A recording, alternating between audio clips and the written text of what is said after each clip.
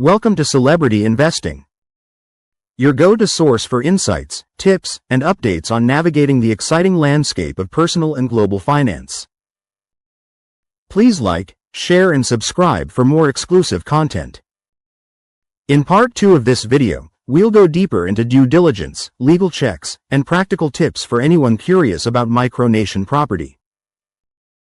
Also, taxes usually follow people, not fantasies. If you live and work in the United States, for example, you can't escape your obligations by buying a plot in a self-declared, tax-free nation. Even if you move abroad, tax rules depend on citizenship, residency, and local law, not on a certificate printed by a private group. Some schemes also blur terms on purpose. They may talk about sovereignty when they really mean private ownership, or talk about citizenship when they mean membership. That language can make buyers feel protected when they aren't. Virtual sales and unbuilt infrastructure. A lot of micronation property isn't ready for humans. Sometimes it doesn't exist at all. You'll see big promises: airports, marinas, hospitals, fiber internet, solar grids, luxury housing. The brochures look like a movie set. The reality might be raw land with no access road, no water rights, no power lines, and no permits. The risk isn't only comfort. It's legal and practical. No utilities can mean no realistic way to live there. No clear building approvals can mean you're not allowed to build. No recognized title system can mean you can't sell later, even if you own it on paper. Some projects also sell deeds through online portals, digital certificates, or tokens. That can be fine for collectibles, but it doesn't replace a government land registry. A digital document can't force a court to back you up if the seller changes terms, dissolves the company, or sells the same plot twice. Red flags to watch for before buying micronation land.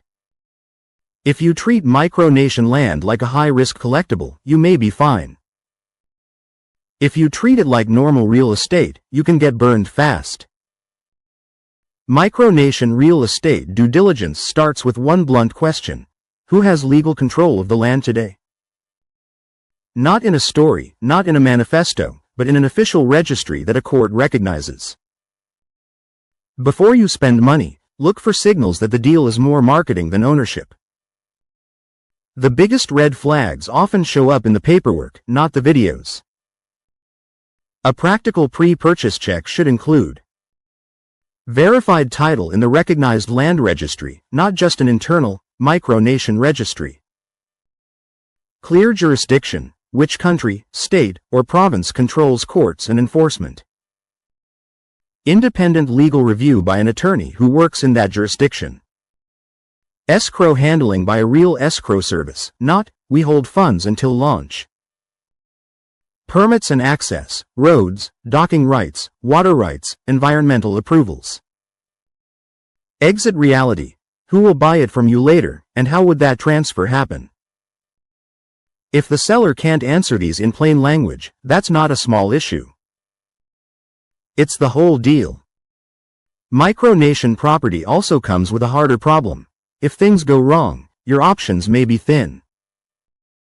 A buyer in another country might have to chase a seller through cross-border disputes, shell companies, or contracts written to limit refunds.